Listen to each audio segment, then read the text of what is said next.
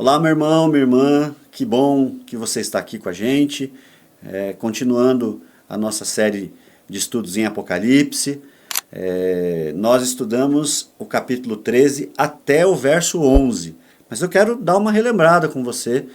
A besta que sai do mar, a gente estudou na semana passada. Essa besta que sai do mar é uma visão que João tem, então ele usa a fala de Daniel, capítulo 7, que costumava apontar as nações como as bestas. E aliás, nós vamos fazer uma aula bônus para você sobre as bestas de Daniel, para você entender melhor esse contexto de a besta que sai do mar, a besta que sai da terra. Então a besta que sai do mar, nesse contexto aqui, quando a gente pega o contexto dos anos 90 depois de Cristo, que é a data aproximada, 90 a 95, que foi escrito o Apocalipse, essa besta representava o Império Romano. Era a figura do Império Romano que perseguia os cristãos.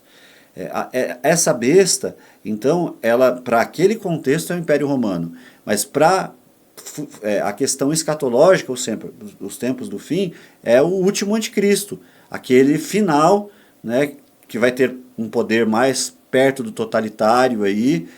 Não é um governo, é uma pessoa, e essa pessoa, esse anticristo, essa expressão bíblica, anticristo, ele vai aparecer aqui como a besta que sai do mar, e que você acabou de assistir a aula.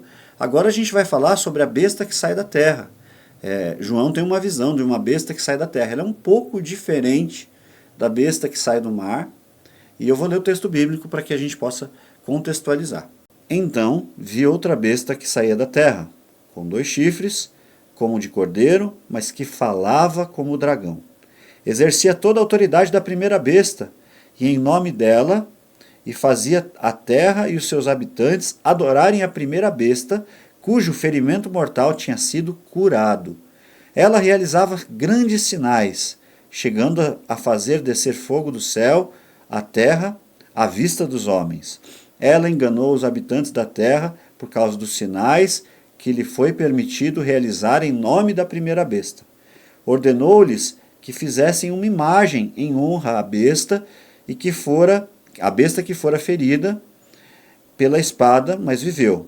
Foi-lhe dado poder para dar fôlego à imagem da primeira besta, de modo que ela podia fazer que fossem mortos todos os que recusassem adorar a imagem, e também obrigou a todos, pequenos, grandes, ricos, pobres, livres, escravos, a receberem certa marca na mão direita ou na testa, para que ninguém pudesse comprar nem vender, a não ser quem tivesse a marca, que é o nome da besta ou o número do seu nome. Aqui está a sabedoria. Aquele que tem entendimento, calcule o número da besta, pois é o número do homem, e esse número é 666. Bom, a besta que sai da terra. Essa besta que sai da terra, ela representa, dentro dos tempos, todas as religiões, todas as ideologias anticristãs ou contrárias a Deus. Por exemplo, quando a gente fala das bestas de Daniel, vamos gravar uma aula bônus disso, as bestas de Daniel, o reino do Egito, o reino da Assíria, o reino dos Medo-Persas, Babilônia e Roma, essas são os gregos, assírios, Medo-Persas, gregos, babilônicos e romanos, eles são descritos como bestas.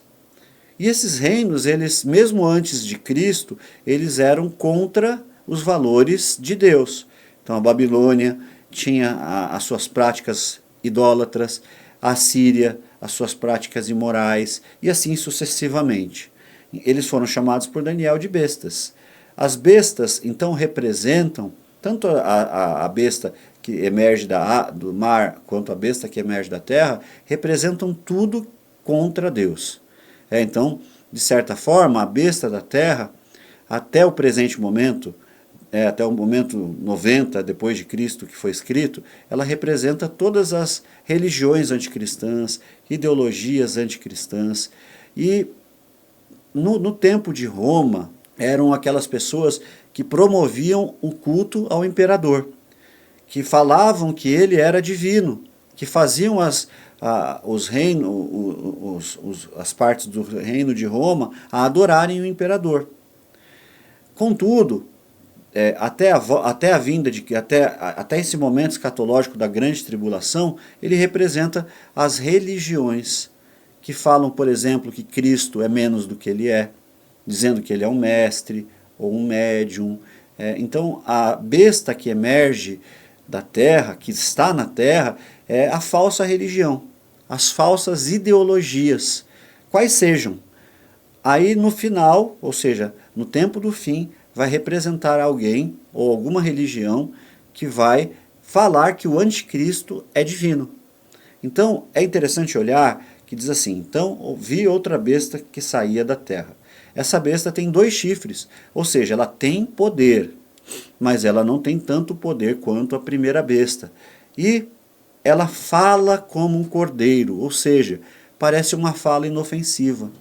Muitas religiões que falam contrário a Cristo, elas parecem inofensivas, mas não existe, não são inofensivas, porque a ideologia, o texto vai dizer, ela fala como cordeiro, mas falava também como dragão.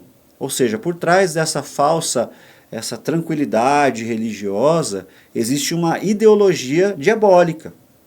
As religiões, muitas das religiões, elas podem até ser bonitas quando são faladas, mas a ideologia por trás delas é uma ideologia diabólica.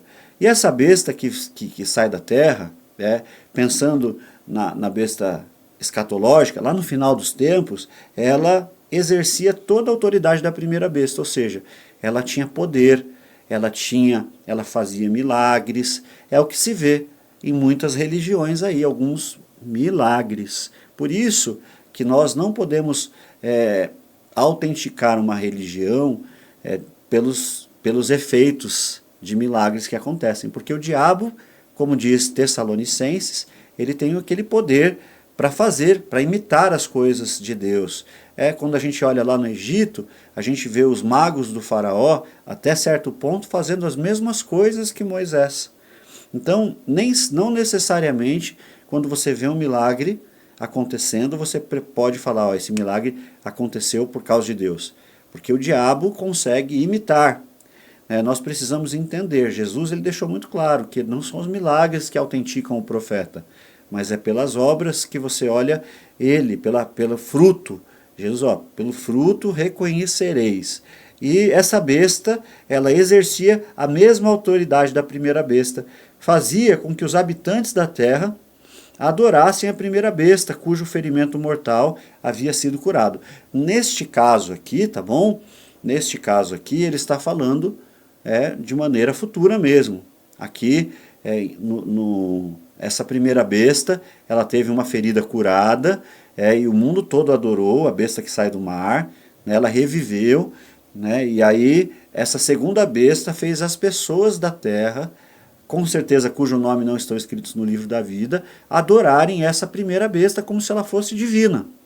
Isso aconteceu em muitas religiões. Por exemplo, Faraó era considerado um ser divino. Então os egípcios adoravam a Faraó.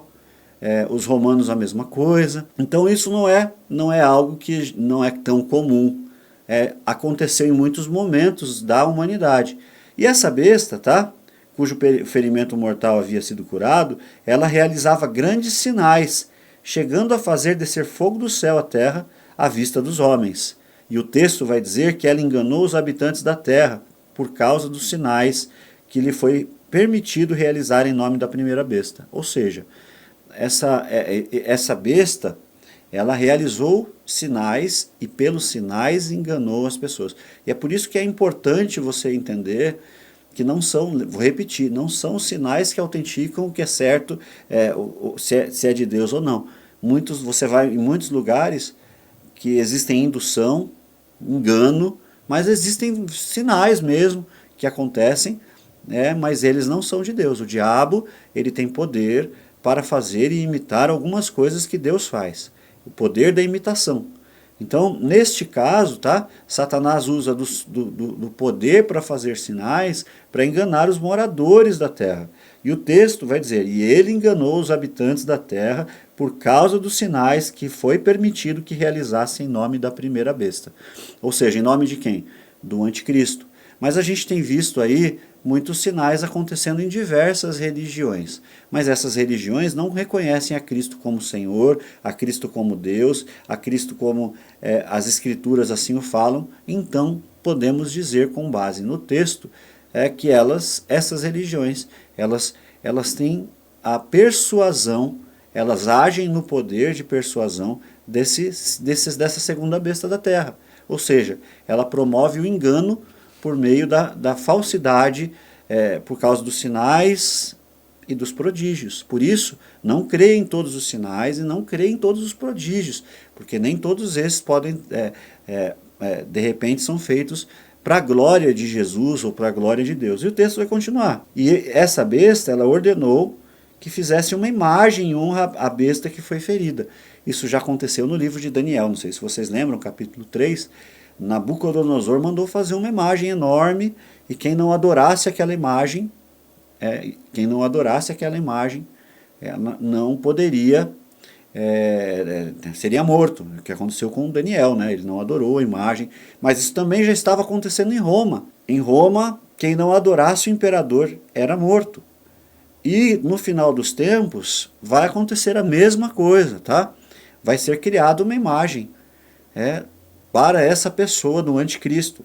E o texto vai dizer, ordenou-se que fizesse uma imagem em honra a essa besta, que fora ferida pela espada, mas viveu, e foi dado poder para dar fôlego à imagem da primeira besta, de modo que ela podia falar e fazer que fossem mortos todos os que se recusassem a adorar a imagem. Consegue ver que já repetiu? E o texto vai dizer que essa imagem vai falar. O diabo ele tem poder para fazer algumas coisas. Inclusive, nesse contexto aqui, essa imagem vai falar, e quem não adorar a semelhança de Daniel, a semelhança de Roma também, as pessoas que não adoravam o imperador também, elas eram crucificadas, lançadas no Coliseu, queimadas vivas, enfim. A semelhança de muitos outros impérios totalitários, quem não adorasse essa besta, ela era a segunda besta, que é a besta religiosa, mandava matar, e matava a fio da espada essas pessoas. Também obrigou, olha lá a palavra, também obrigou todos os pequenos, grandes, ricos, pobres, livres e escravos a receberem certa marca na mão direita ou na testa, para que ninguém pudesse comprar ou vender, não ser quem tivesse a marca, que é o nome da besta ou o número do seu nome. Ou seja, neste momento, vai acontecer que essa besta vai influenciar na economia.